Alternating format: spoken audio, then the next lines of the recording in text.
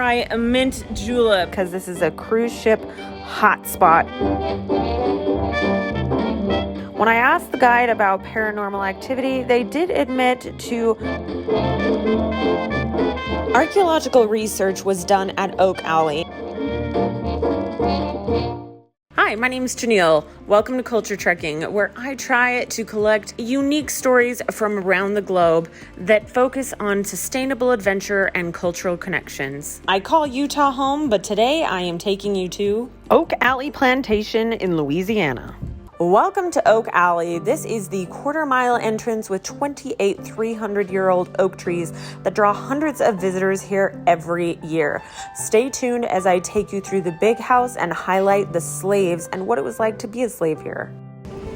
When you come to New Orleans, you have to try a mint julep. I am out here at the big house in Oak Alley. Now, mint juleps are a little romanticized. They weren't here during the time of the plantation era in the 1800s, but it is definitely a treat that you need to partake of when you're down here. So stay tuned as we go through more of what to eat and taste while you're here in the Louisiana River parishes.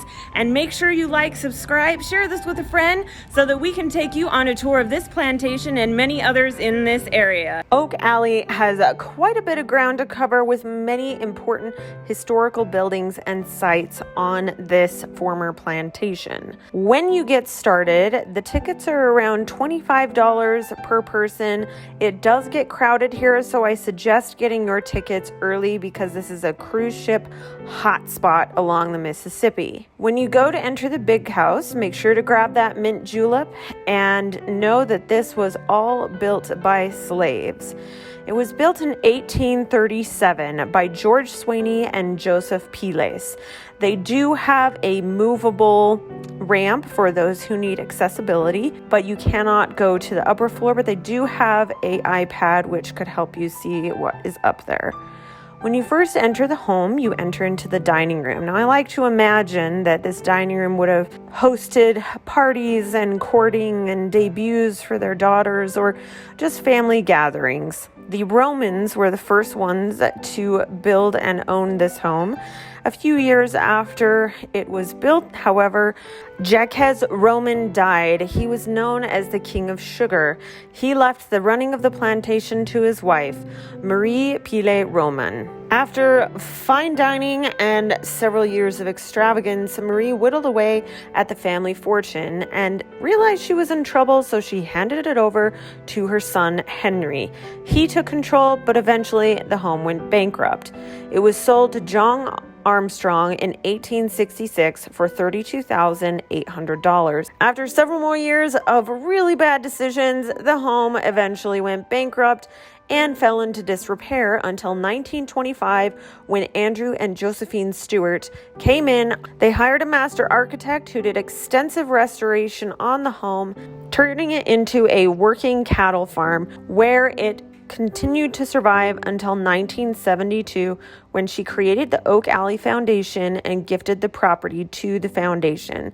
Many of the pieces in the home are not original, but they were sourced from a similar time period of the 18th century.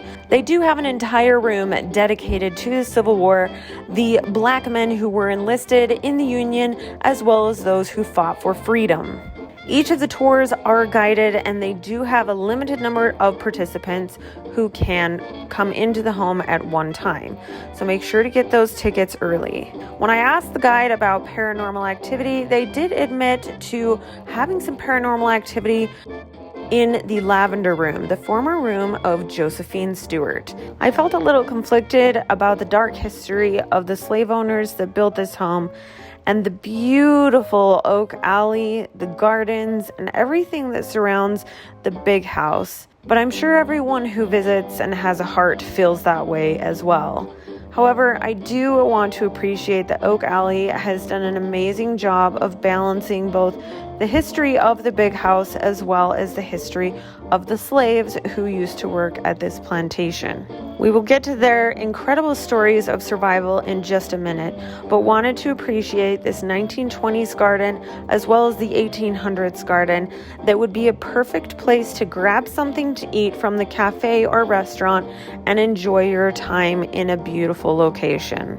Before we head over to the slave quarters, I wanted to point out this Roman headstone from the 1800s. It is incredibly well preserved because the Roman family mortuary was turned into something to use for everyone in the parish. So it was buried in the gardens of the nunnery in the back of the house and was found hundreds of years later in almost pristine condition.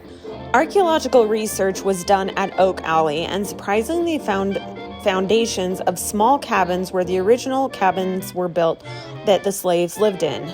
After the discovery, 24 slave cabins were reconstructed on the original footprint that is now known as the Slave Quarters Alleyway. Unlike the big house, the tours here are not guided. They do have historical interpreters on site they have hired to walk you through, or those who would like to walk through with a guide to answer any questions you may have.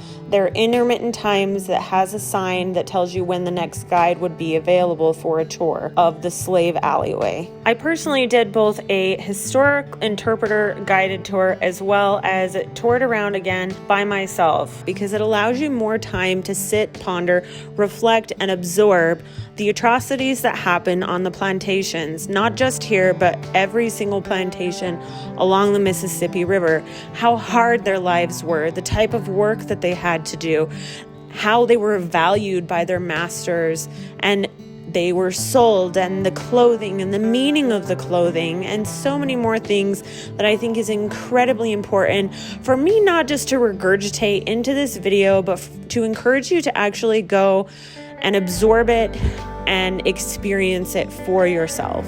It is incredibly moving, educational, and very transformational for me as a person. I would like you to just absorb the next images yourself, pause the video, and read the stories. These are incredibly resilient people that I think should be celebrated in our history books in a very reverent and kind way.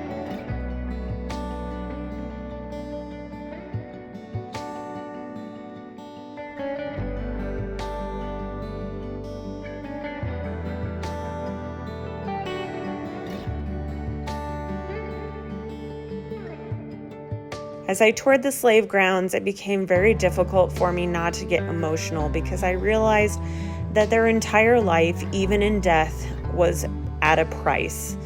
They were valued like furniture. Families were ripped apart. They were treated like animals. Violence was the way to keep people in line. If you were a house slave, they called it seasoning, where only 20% of those who were seasoned for household work actually survived. If you were sick, you weren't treated because it was too costly. You might be able to go to the sick house, but only for very minimal treatments. I hope you enjoyed this video. If you have anyone that you think would enjoy it as well, please make sure to like, subscribe, and share it with a friend because we all could learn a little bit more and be a little bit better about educating ourselves on what really happened at these plantations.